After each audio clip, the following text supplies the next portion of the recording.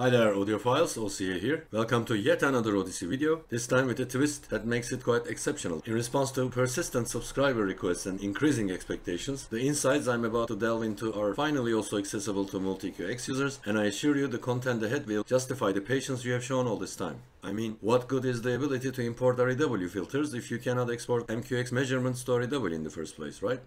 Anyway, let's quickly go over some new MultEQ Editor app tips. First, let's open JSON Online Editor, our Bible. I mean, what kind of loser has JSON as his first bookmark? Now, this is the original Audyssey measurement file without any edits, as it only 3-point measurements. And speaker connect 1 means Audyssey decided it's small speaker. If you change it to large, then it's gonna be here, custom 2, okay? Or if it is 0 here and 2 here, it means Audyssey decided it's large. Subwoofer is larger than every one of them, it is 3. When you change a speaker from small to large or from large to small, you also have to take care of this part here. This is one tip, and a lot of users complain that they cannot find custom distance and custom level and custom crossover properties in the JSON, which is normal. They will only show up when you make edits in the app on your phone. If you go to speaker detection results, just check the results and close the measurement, then nothing will change. But if you make edits, even if you don't change a number, then it will come here as custom. For example, here is another one. I made edits to front left speaker and then sent it again to my computer. Look at this one. It's the same measurement, same ADY file. This one has custom level and custom distance. Okay.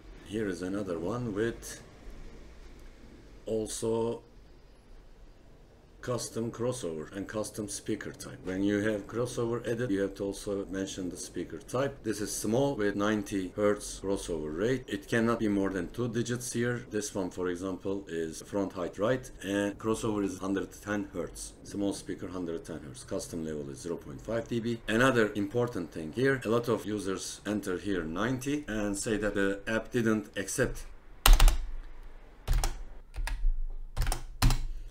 When you enter it as a number like this and it's red instead of green, then it's not gonna work, because this in fact is a string like this underneath. Okay, all you need to take care when changing these is keep them in green. Also, when you change small to large and crossover rate to full, they should all be green. Custom level doesn't need to be green, it's a number. So these are little oddities, and the easy way to, for example, enter that is go to text version rather than the tree version, and here you will see what are strings and what are numbers. Okay, the red ones are all numbers and these are all strings. And here on channel report, where is the crossovers? Oh, you'll have to go down. Here, for example, if you're gonna cross this over at 40 Hz, this should be entered like that. Then it will be green. If you enter a number here, it's not gonna work. This is all you need to know. Custom speaker distance and levels, they are numbers, so no problem there. For example, this one will work even if you enter it as a number. These are differences. This is somebody else's ADY files. As long as you keep custom crossover and speaker type in green, it will work without any problems. And you don't need to deal with any of those because I updated all scripts and now it will do everything automatically. This is the surprise at the end of the video. This is for the ADY guys. One more thing, the app copies amp assign composition from the receiver before the measurement. And you can't really change the assignment. You can turn off some speakers, but this is not changing the assignment. You cannot make 9.1 11.1. By the way, to use the pre-outs, even if you use only 9 speakers, you still have to select 11.1 and then you have to turn off surround back speakers manually. Otherwise, it won't be configured correctly for front pre-outs and the Atmos decoder will not place the sound in the room correctly. One other thing, unless you have a very large room, most possibly your top speakers will benefit from configuring them as front height and rear height speakers, and Atmos decoder will give a better height effect in the room. Try these things. Just make sure you configure amp assign correctly before any measurements, and once you change amp assign, Audyssey in the amp is no longer valid. It's grayed out. You can't even turn it on. You will have to remeasure everything. Make sure you take care of it before everything else. And one actually very very important thing that everybody should try is this N target curve type. One is the famous high frequency roll 1 and 2 is high frequency roll 2, which is asked to you before the measurement and you can't change to anything else. A subscriber claims and insists that when he entered 0 here, it worked and he didn't have this high frequency roll off in his measurements. I tried everything possible in my amp, which is quite a new model, 6015. My amp literally completely shuts down its circuits and it's not possible to ever get any sound from this preset where you sent this ADY. So it doesn't work with mine, but it might work with yours, so give it a try. It's very useful to get rid of the high frequency roll because you're having to correct for it afterwards. You're first rolling off and then boosting that frequency to just get rid of it. Quite stupid. There is also things you can do with directional bass. Even if your amplifier doesn't have it, you can do some tricks here and you will have that. It gives you the opportunity to separately correct and equalize, apply filters to both subwoofers. But it's tricky, they don't work together all the time unless it's the LFE channel. For that I had to do some more checks, and for a multiple subwoofer and all these kind of things I will have another video. I won't go into detail in this one. These are ADY MultEQ Editor app files. Interestingly, MultEQ-X also has a JSON file as its saved measurements with an extension MQX. Here 36 measurements. These are 9 speakers at 4 positions, but you can't even know that because it doesn't say anywhere, and the measurement is completely encrypted, every one of them. Even the channel IDs are with a GUID, so you can't know which channel is which, what is front left, what is front right. So it's a bit of a mess knowing to decode this to this day.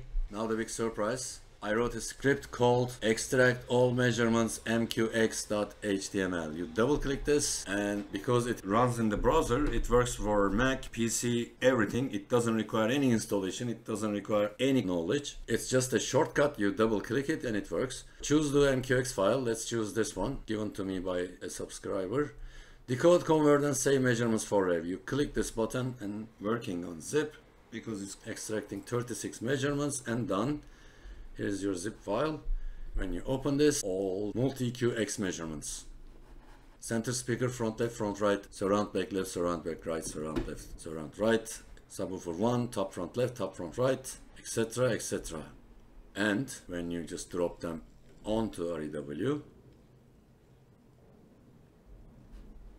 you have all your measurements in REW.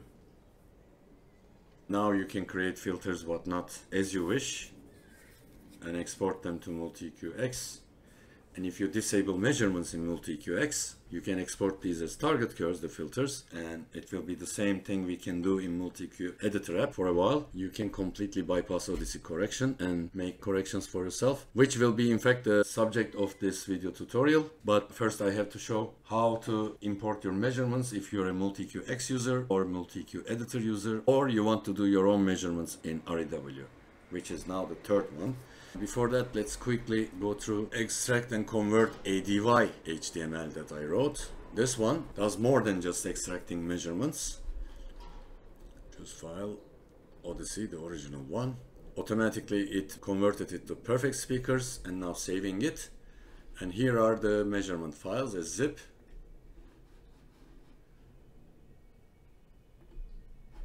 Here you go.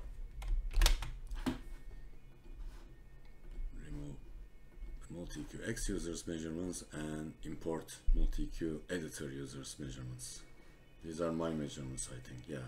Okay, so this is how you can import your original Audyssey measurements from your apps, no matter which app you use now and no matter which system you use. It can be Aura, it can be Atmos, because for Auro3D, for example, it's impossible to measure in REW manually. This is your only option. I have a video for that. Most of you probably watched it.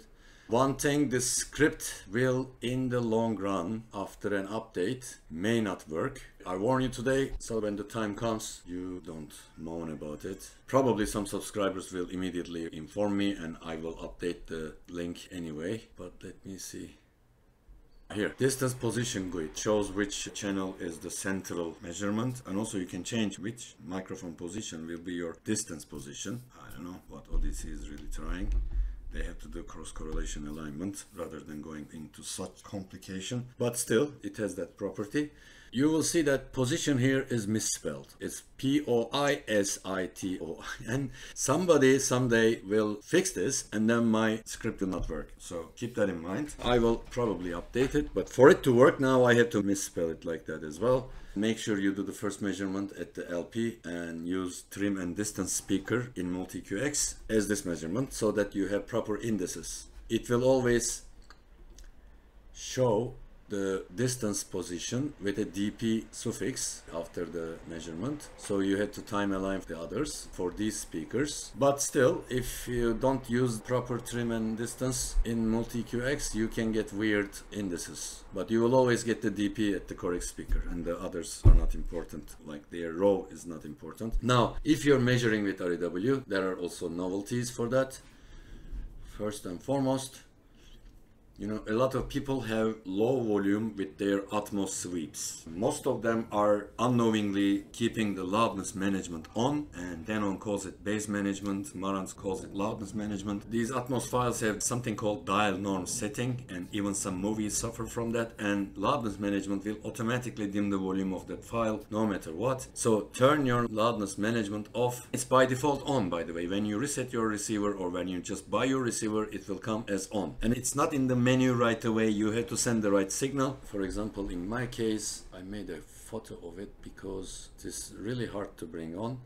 I don't see loudness management and dynamic compression in this menu under audio surround parameter unless I send it an Atmos signal or something like that for some time. Only then it shows up, and it's by default on. And when on, it's gonna dim down the volume of every Atmos sweep.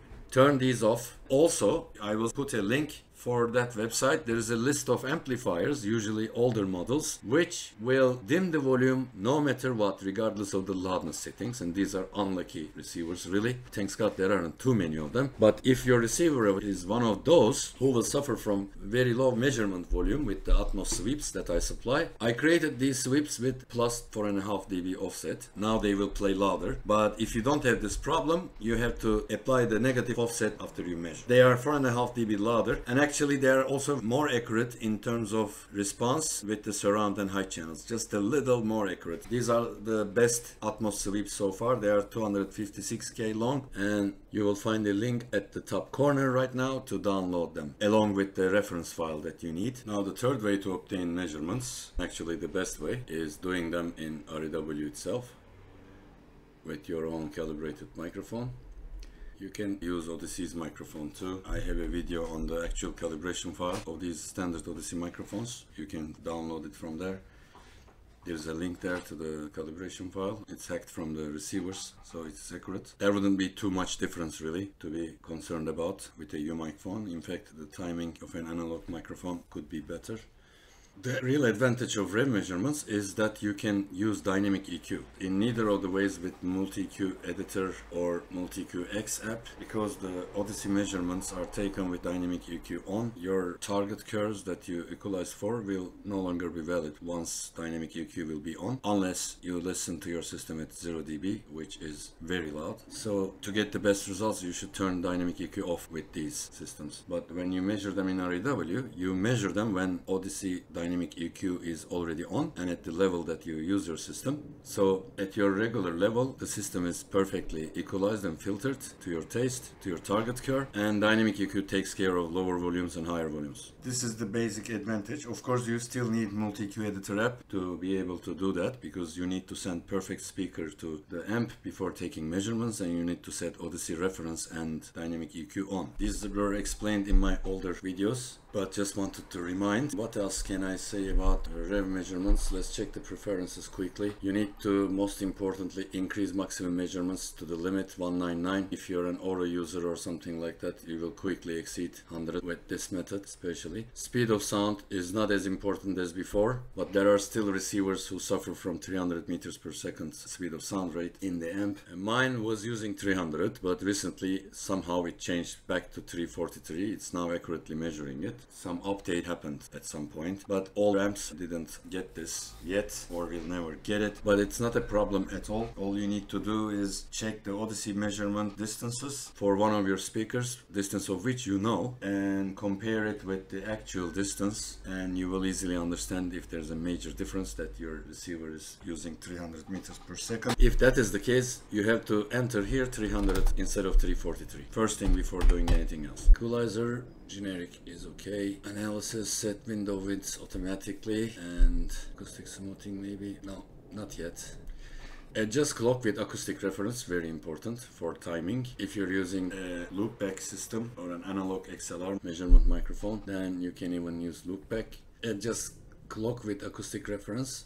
Here takes care of all the, especially USB microphone, UMIC microphone clock deviations. These are the settings on this tab here.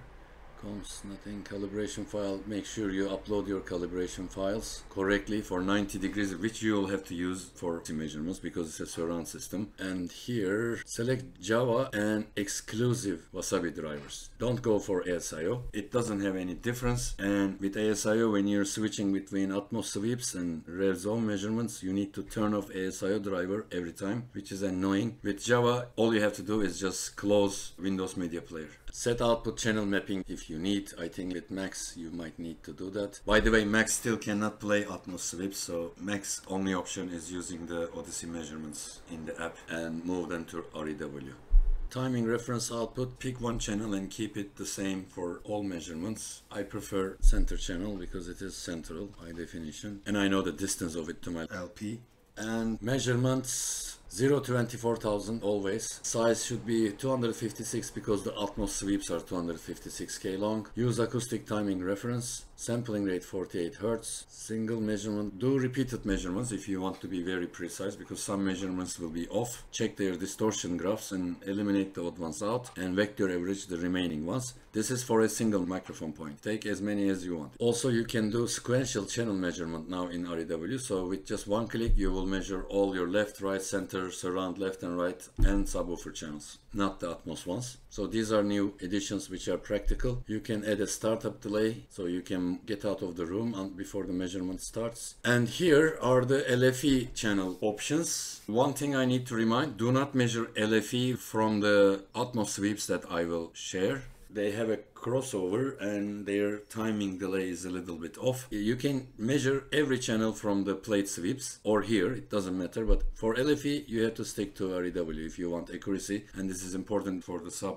distance. You don't need to dial LFE minus 10 dB in the receiver anymore if you're gonna make short measurements for subwoofers like this, because then it gets very loud unless you apply 10 dB offset to LFE channel. But now here with Rev you can do this, or you can just measure everything from 0 to 24,000 including the subwoofer, and then you don't need to be dealing with any of these. Fill silence with dither, play dither before sleep, might help with some auto on subwoofers. That's it. Take measurements, and then the rest of the method is the same for everyone. MultEQ-X, MultEQ Editor, Aura, Mac, PC.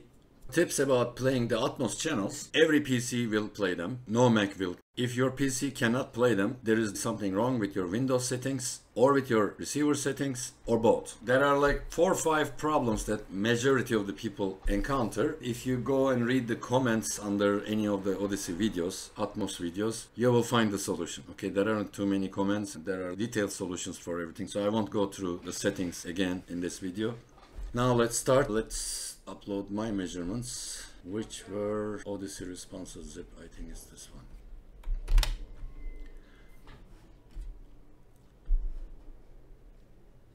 Drop them all at once. All SPL, limit, fit to data. Okay. If I measured with REW, I would have an acoustic center channel and I would align every other channel to that one. But first you have to cross correlation align different microphone positions for the same speaker. This is a MultEQ Editor extract, so the 0 in this shows the central measurement. This is the acoustic reference you can think of. For each and every one of these channels, 0 should be on top of the other indices. So 0 is above 1 and 2 for FL, same with FHR, same with FHL. Because, for example, if FL0 is below FL1, and if you cross correlation align these 3 between them by using here this one. Okay, it's gonna align these two to FL1. It's gonna align all selected here, and 3 of them, and align them to the one that is above others. If FL1 is on the very top and I select them all, every speaker will be aligned to FL1.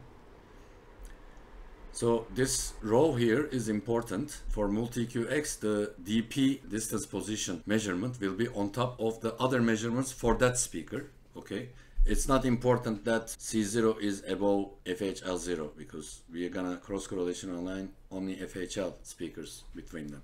Let's start from the beginning here. FR0, FR1, FR3. And you can simultaneously check what's happening, and it's useful to do that in case you make a mistake. You can get confused very easily with so many speakers, so always be alert and always double check every operation.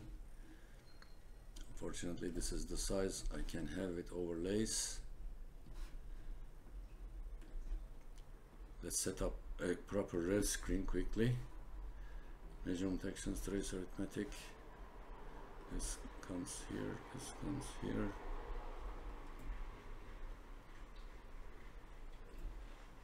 I had a style for these, but IR windows and info window. Everything you will ever need. I think something like that. No. Yeah, maybe this. And now we can use all this part. Okay, right click, copy selections to other overlays grab, which means all these selected here will be copied here. And they are here now, but you don't see anything. So what you do, go to fit to data, and everything comes on the screen. And now you zoom in. Right click, left, right move. You can move the screen. This is zooming. Show points when zoom in ticked. This is what it does. It's useful, especially for cross correlation align. When you see the dots no longer moving, you're done. This is what we are gonna be aligning. This one is highlighted here. The two other speakers. This was at the center. This was somewhere on the left. This was somewhere on the right. I click cross correlation align here, and they are all on top of each other. So now this is aligned. Audyssey doesn't do that at any stage. This is quite complicated actually. It moves the impulses by small time increments left and right and calculates the correlation between the two impulses. Moves a little bit more and then calculates the correlation all the way to the end of the impulse and to the beginning of the impulse, and chooses the one that has the highest correlation between the impulses as the time interval. This is usually when the peaks are on top of each other, but it means more than that. It is very important in terms of making multiple microphone point measurements. This is done. I'm not sure if this is my measurement, by the way. I don't have these speakers and I don't have my impulse peaks pointing down. Anyway, once you align them, they are still clicked. Vector average, call this FR. This is the real FR. And untick FR, organized way of doing this is important because you will do this a lot. The newly created average, you name it and you untick it and then go and click remove, which will remove 3 measurements. You have to check this number because at one point you're gonna remove the average vector. Remove. So you got rid of the FR103 and you have the proper FR measurements, reflecting different points in the room of the speaker front right. And when you remove, when there is nothing else to be ticked, Rev will automatically tick the last one, so beware. Untick this again. Now, right, height, left, 0, 1, and 2. Click right, height, left, 0. Copy selections to overlays to see them here. Quite misaligned. And cross correlation align. And vector average, and call this RHL. Then untick this, remove RH112.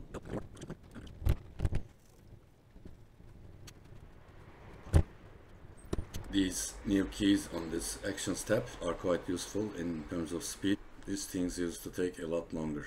Cross correlation align and vector average. Now the subwoofer, for some reason it's here. Subwoofer cross correlation align is something to be watched because it's difficult. Look, these are the 3 positions for the 3 subwoofer measurements. We are trying to align them to the first one. Look how small are the movements. In fact, if you see dots like that, you will see that it will always move a little bit with every press. Subwoofers are difficult in terms of impulse response, too large. Anyway, done. Vector average. And this is our SW1. The naming convention is also important, especially if you're gonna export them to any kind of app later as target cure, because script will pick up from these names, the channel names. Okay, so I keep them as in the app. The names here are also from the app, so it won't be too hard to find out. Now delete the subwoofer measurements and the center channel.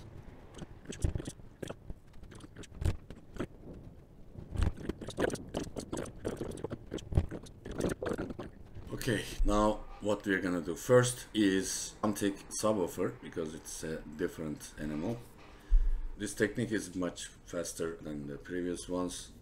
Go to Align SPL, don't forget to remove subwoofer, and 1 kHz 5 octaves. This is 2.5 octaves each way from 1 kHz, which goes down to something below 200 and above 4000 Hz. So from here to here it's gonna align. I'm trying not to touch this region because it's meaningless to align their SPLs, this base area. They have very different base responses. Maybe keeping it at 4 is even wise. This goes only up to 4000 and 250. Yeah, it's better. Okay, use this one. Use average SPL of measurements and click OK. Now they are all perfectly aligned in their SPL. Now, another novelty. There is an Excel file. There is always an Excel file with my videos.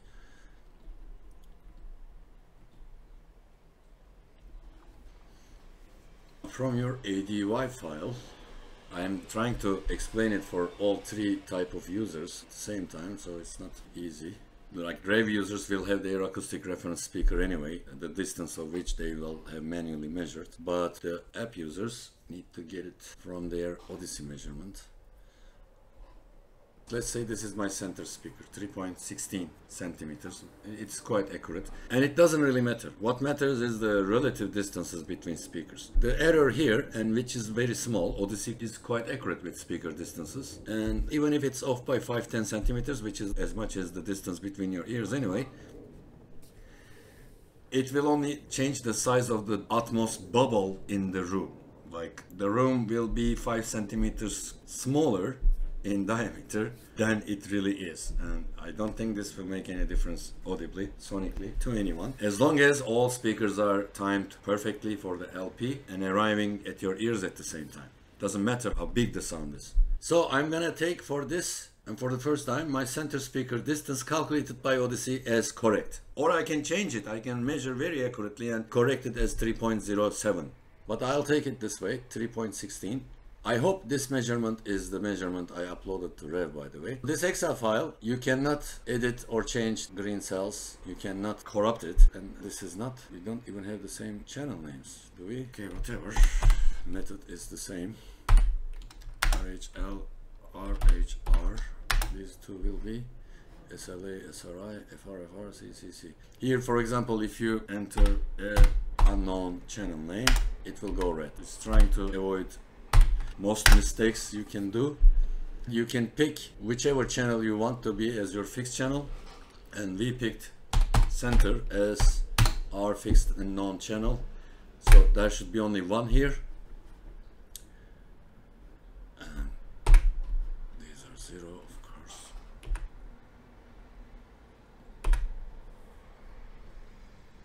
This is how it should have been at the very beginning. We SPL aligned them. Let's make that in the same order that is in the Excel, which is normally also the receiver and the app order, usually. FHL. Where's FHR? Here. Yeah. Now, FL, click that, go here and look at this, align offset, minus 1.4 dB. This is what REW applied to it when we clicked Align SPL here, to align them to each other. So we enter exactly the same, minus 1.4. Then C, 1.28, plus FR, minus 1.42.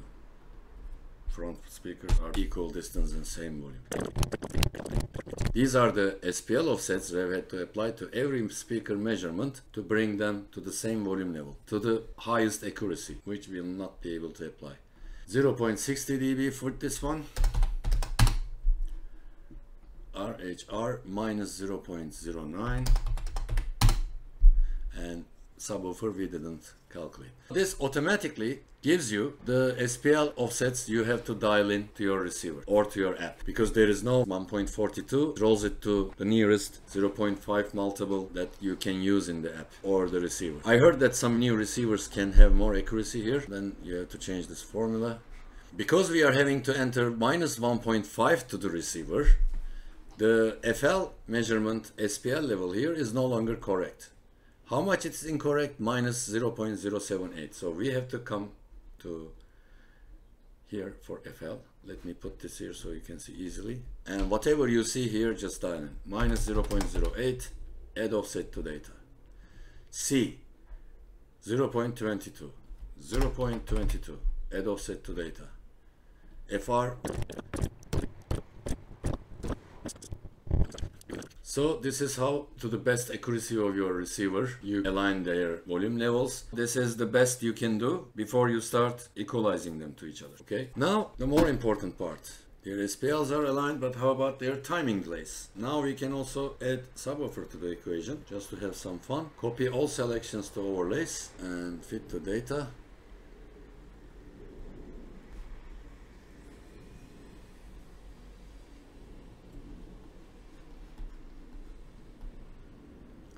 Subwoofer peak is somewhere here, okay, and these are the speakers. Can't even see them all. I don't think this is my measurement, by the way, but still. Front left, center, front right, SLA, SRA, FHL. We knew center speakers distance was correct. So center goes to the top of every other speaker, everything's selected, and we cross correlation align. Watch it here and have fun. Including the subwoofer, they are all aligned now. Okay, I didn't measure any distance with these and no copies of the speakers. Why did I do that? Because REW is already keeping the scores. Because we aligned everything to C, C has nothing on, but FL has minus 2.9732 millisecond, or minus 1.02 meter, or minus 3.3 feet 4.1 inches. IR shift happened during cross correlation align. So with this Excel again, applied IR shift in millimeters. This is 1020 millimeters. That's a bit too much for front left. Anyway, front right 1020 minus. This is also minus. You will enter exactly what you see here, but when it is meters, it's usually millimeters. Okay, minus 1020, and then FR minus 1025, RHR minus 648, and subwoofer. Now look at that one. Wow, subwoofer is actually not that's doable. Very good. 3282 positive, just 3.2 meters. What this Excel is doing automatically behind the scenes is, once you enter these and it knows the distance of the center speaker, it gives you already the distances that you should enter to your AVR or to the app. Center is 315, fronts are 213 each, SLA 189, 204. And if you go and check your Audyssey app, you will find similar distances to this, like give or take 5-10 centimeters. It will take subwoofer quite wrong, but these are all doable. Subwoofer distance is not more than 6 meters far than the smallest distance, which is 189. I think in this one we can enter up to 7.89 meters to subwoofer. Also be careful, sometimes, for example, 7.89 I think is the limit here, because this is 6 meters plus the shortest distance. In the app you might not be able to enter 7.89, but in the receiver you might. So give it a try. I'm not sure of that, but I think something like that happened once to me. So now you have all the speaker distances. MultEQ-X users will have to key in these numbers from their PCs. MultEQ Editor app users no longer even have to enter these values. There's a script for that. They are time aligned and they are SPL aligned. Now it's EQ time. Important things and differences from previous equalizations. No longer frequency dependent windowing, no longer automatically psychoacoustic smoothing, and no longer inversion. We are gonna be doing old school auto EQ with REW. So the tricks about filtering digital correction. First you have to find the proper target level. You have to again eliminate subwoofer and use dB average. This is your average response and without unsmoothed. Okay, also unsmoothed version, and go, and this is for example for my speakers target. Dr. Tool is my new favorite. Harman has too much bass and it doesn't replicate my speakers properly. So calculate level from response, fit to data. Okay. When it's unsmoothed, you calculate the level and generate measurement from target shape. If you want, you can use Harman and generate level. It will be even higher level and it will keep this bass here. It's up to you. But in fact, for the best results, you have to use your speaker specific targets. You have to find your speaker specifications from their tests and reviews. They usually have graphs. Let me show you here. This is for my focal dome plus focal sub-air subwoofer satellite system, the majority of my surround speakers.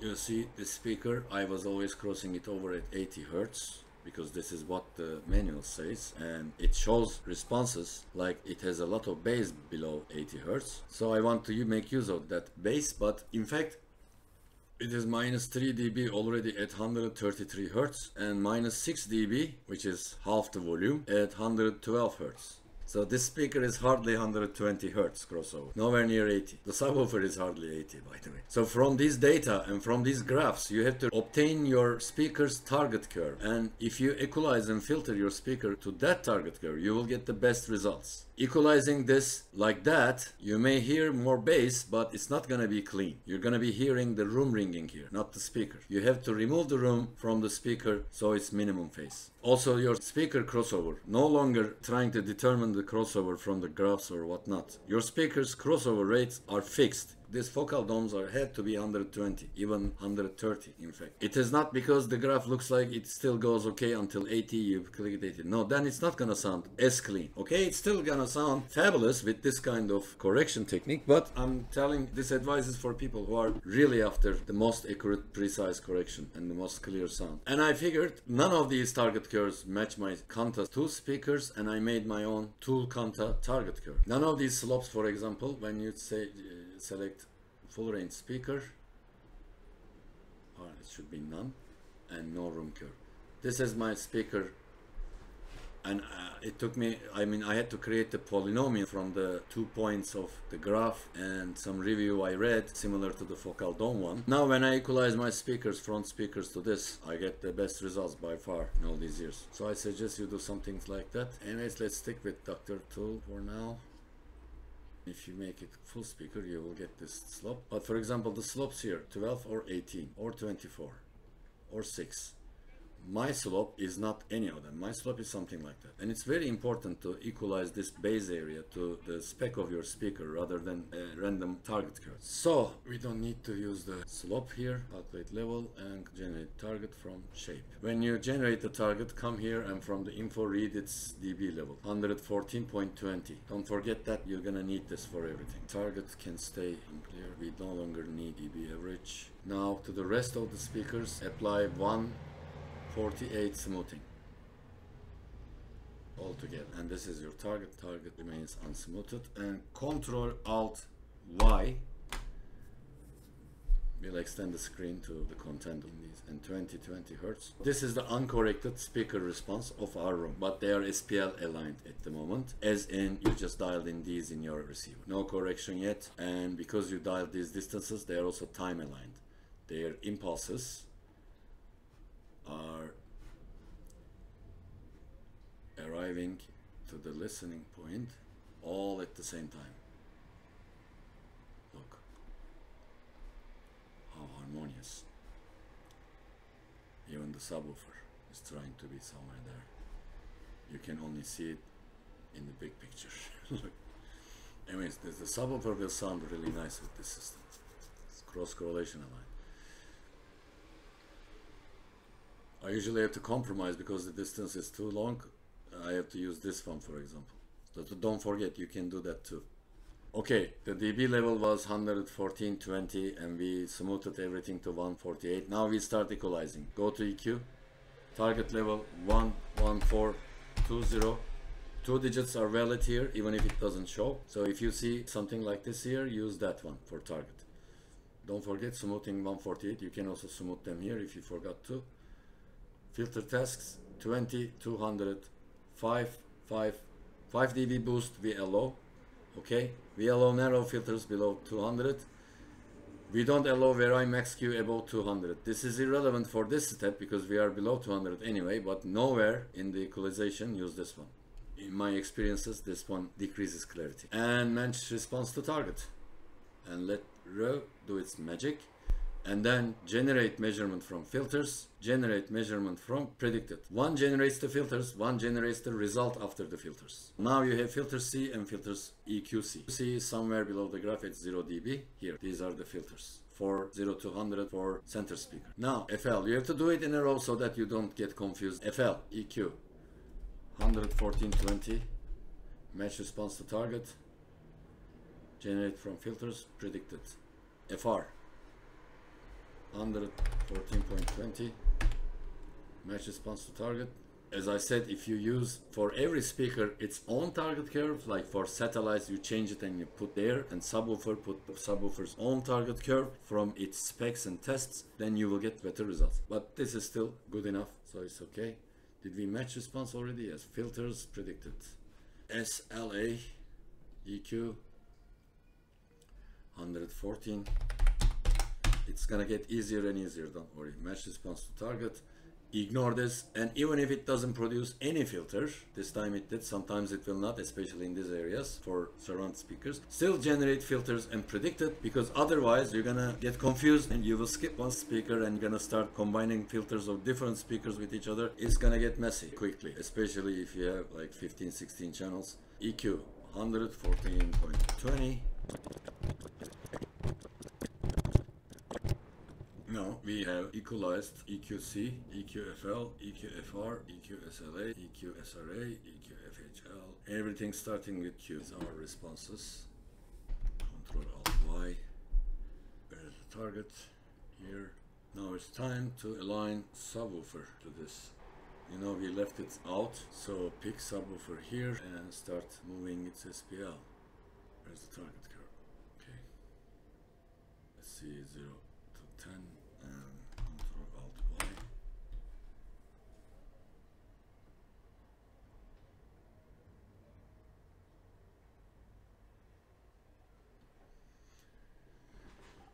Yeah, this is too. I think this is what this sub is capable of. Picks the dip here and the top here, and since we can't do 5.4s, it should be 5.5 or 6 or 5. So 5.5, which you should add here as 5.5. It's adding a 3 dB offset for some reason. This was my setting, I don't know. I will fix that. The subwoofer normally would show here 5.5 dB boosted, okay? Now add offset to data and make sure you take a note here, and it will give you the correct volume level for the subwoofer. It's not gonna be 3, it's gonna be 550. Because it's protected, I can go in now, but I will check. I'm sure you can find the password very easily. So EQ 114.20. Okay, and match response to target.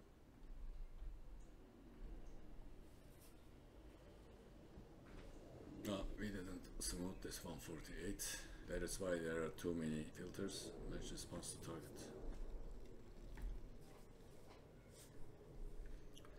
And filters and predicted.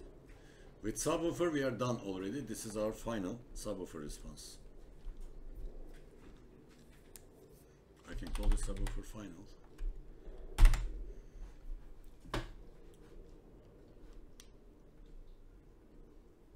And as you see, it's right on target after EQ. Now we are not done with the rest of the speakers. Only subwoofer is done. And I can export this filter as subwoofer filter already. It's applying some nice 19 dB cut around 93 Hertz. Interesting. We go now to the first EQ result, which is C, the one on the top of the EQs. And again, go to EQ. This time target level will be there, so you don't have to re-enter it. And here you have to change only once. This time from 200 Hertz to 500 Hertz. Zero boost. And everything else the same. Match response to target. Sorry, here it should be psychoacoustic smoothing now. To avoid doing that every time, click the EQ once already. I mean, these are from brute force testing, really, checking clarity, what smoothing and what region and what boost a lot gives the best results kind of work, and also listening to the results repeatedly. Once you select them all, you can convert all of them to psychoacoustic smoothing at once. Now you don't have to hear, so match response to target. Generate filters, generate predicted. EQFL. Match response to target.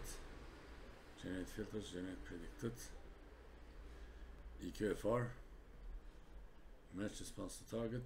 Generate filters, generate predicted. As you see, the target level is the same, everything is the same. I don't have to do anything other than just clicking buttons. Match response to target.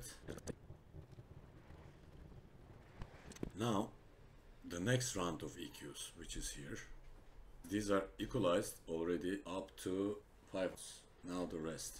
Still psychoacoustic smoothing. We are taking the results each time. And here you can find all the equalization applied to these. Also in the filters you can find the list. And also for MultEQ-X users who want to import REW equalizers this way, any of the measurements you did, for example the one we did with EQC, you can here come and export filter settings as text, and you can then import this to MultEQ-X, this filter. Or you can just simply type all these filters in just one and just export only one, because we are doing 3 sets of filters for each speaker and we are combining them. If you fantasize even more, you can go to configurable PEQ,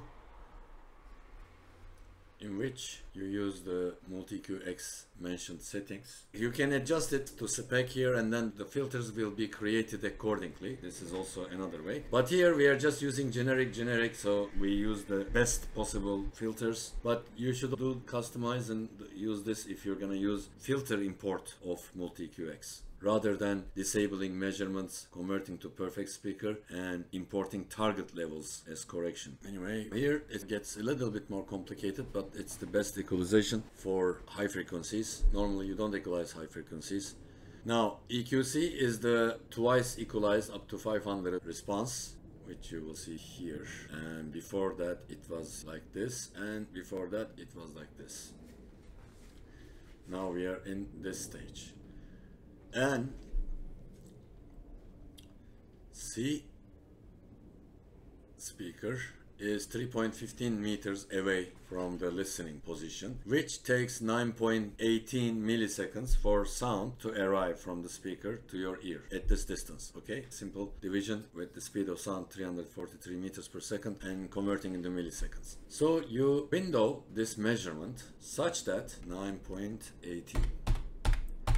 The sound gets out of the speaker to every direction and reaches your ears. Sound going to other directions get reflected in the room, and they also arrive at your ears. But none of the reflections will arrive before the direct sound, which will arrive with a direct line in 9.8 milliseconds. So when you cut the window size to 9.18, in this response there will be no reflections. And as long as you don't correct for room reflections in the high frequencies, you can correct what you see. In the bass response it's the opposite. You correct for all the room reflections, and above Schroeder's, which is around 200 Hertz, you only correct the speaker response. You don't correct for reflections. If because of the reflections there is a peak or a dip and you try to equalize it, you're just gonna degrade the sound, okay? So with this technique you remove all the reflections, I type the number I see here, 9.18, calculated for me by Excel, press the tab key, and look what happened to it. Like from 300, the response was like that. Let me put the target curve, and all of a sudden it goes down, because 9.18 milliseconds later, obviously the sound level of this signals are already dropping down because they're traveling. The volume will not be the same as it left the speaker. What you will see here left over the target curve, you can equalize. Okay, it would be wrong if you equalize for this.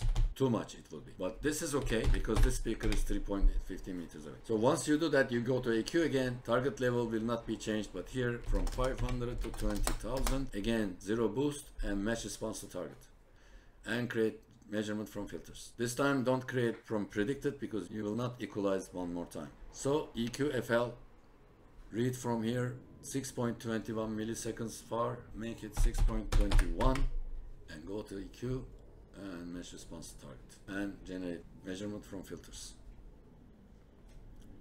EQ-FR, read the distance 6.20 milliseconds, drop it down, and I want you to see EQ-FR when this is happening here.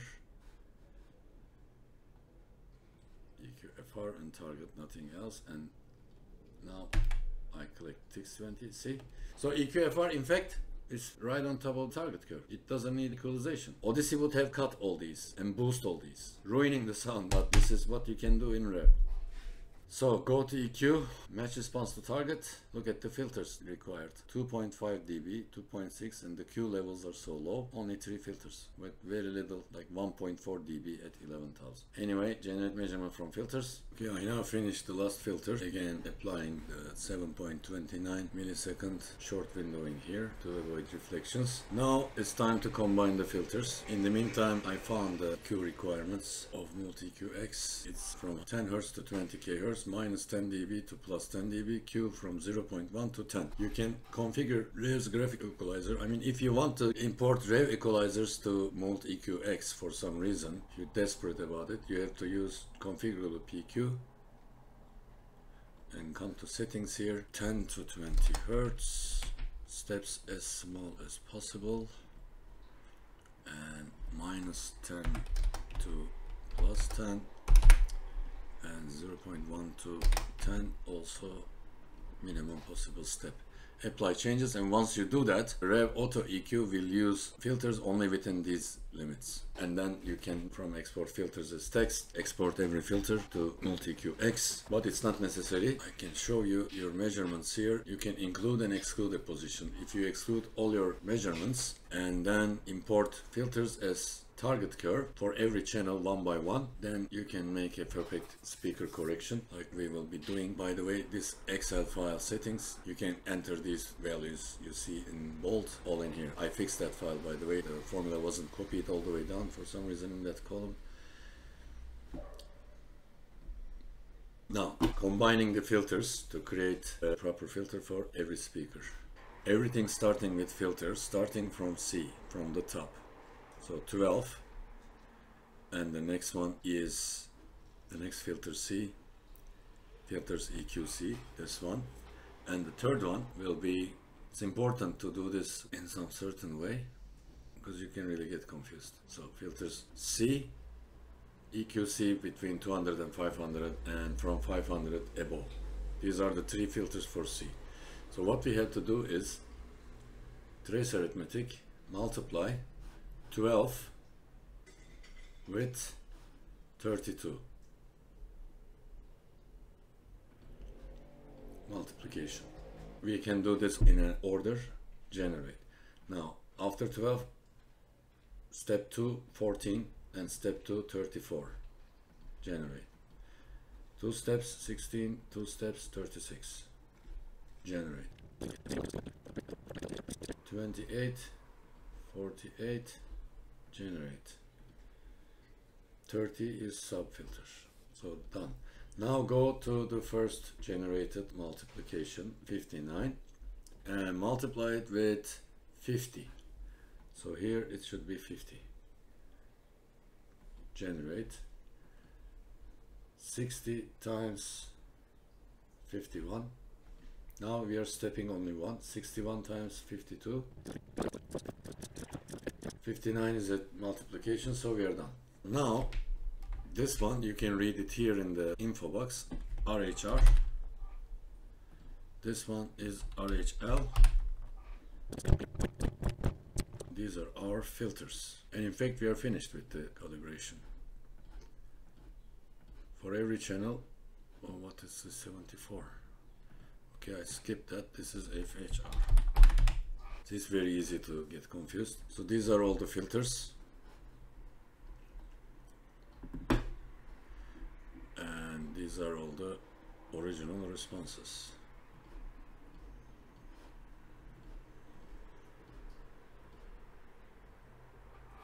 And W1 and SW1 filter, where was it?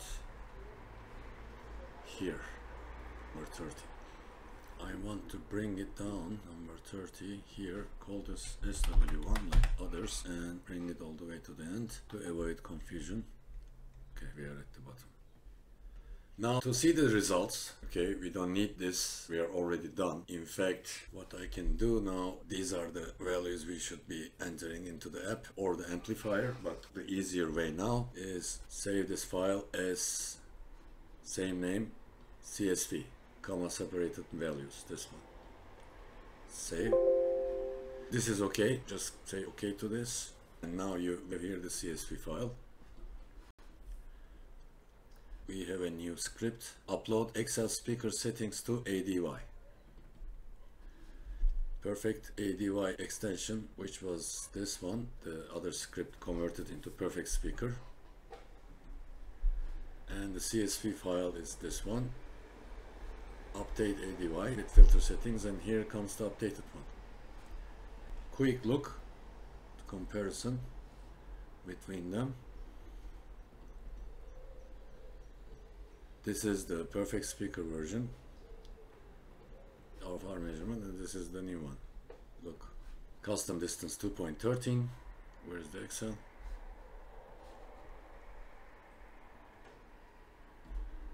Like you see here, and custom level -1.5.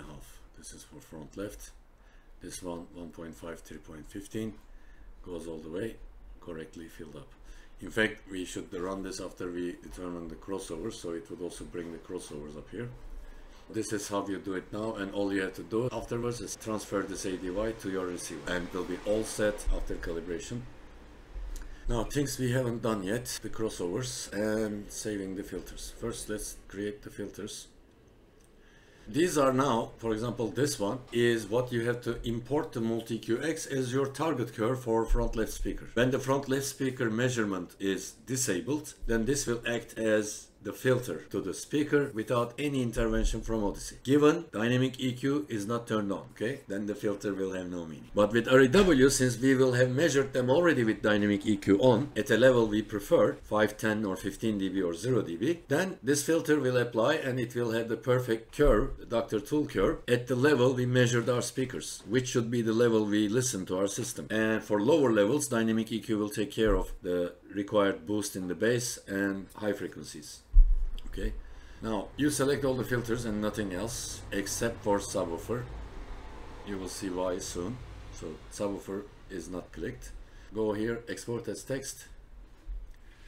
Range of measurement, resolution of measurement. Okay, custom range. Let's make it just like MultEQ-X suggests, but I suggest you use a little higher than 20,000, but doesn't matter. Custom resolution 48. No smoothing, and you need to use comma as a delimiter for this particular script. They are coming with phase information as well as the SPL information, but the script will ignore that. Now you need the folder to save them. You can save it here, wherever, but for more organized, filter folder and select this one. Voila. Now the subwoofer, for that we go to manual export, export measurement as text, custom range 10 to 250, everything else the same, and same location, filters, SW1, save. These names are important for MultEQ Editor. And for MultEQ-X, when you go to filters now, these are your target curves to import for every channel, okay? Another script here. Upload REW filters to ADY. Choose the file with perfect speaker extension. Single subwoofer detected. This is new because if there is directional subwoofer system, then it also detects that.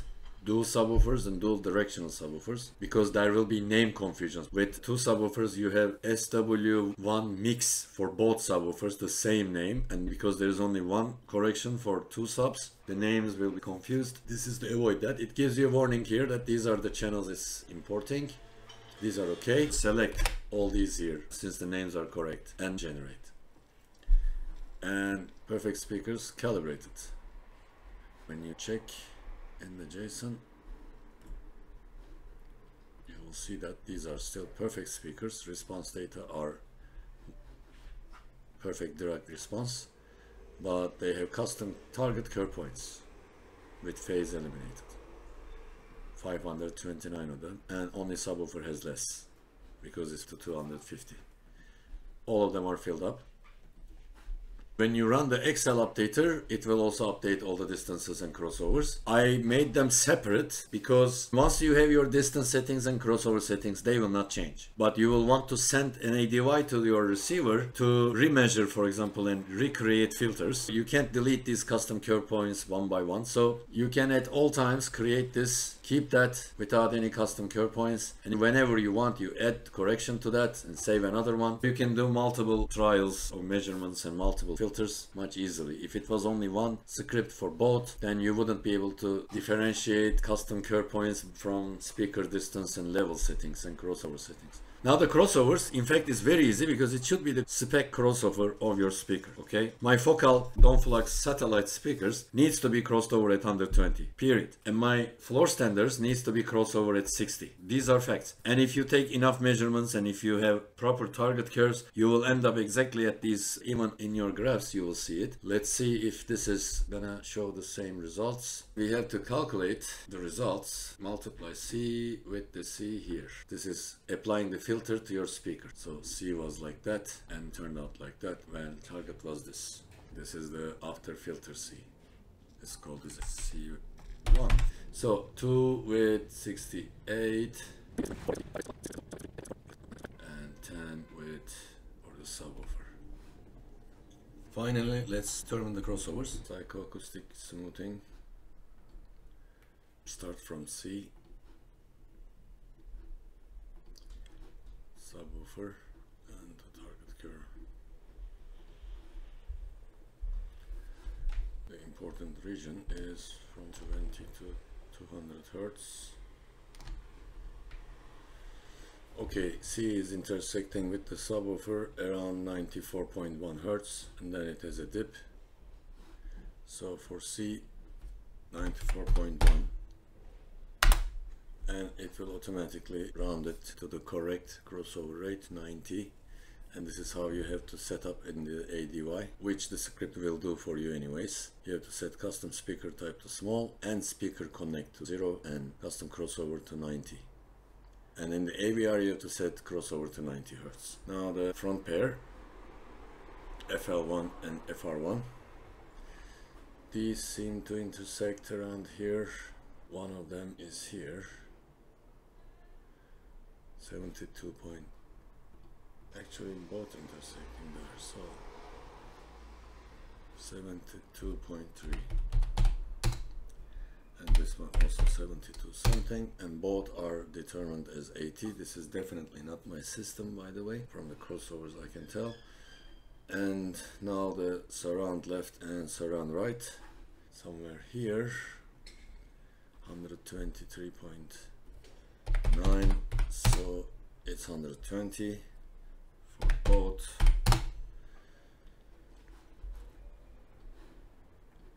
Front height left, front height right, they both intersect here, 104.2. So these are crossed over at 100.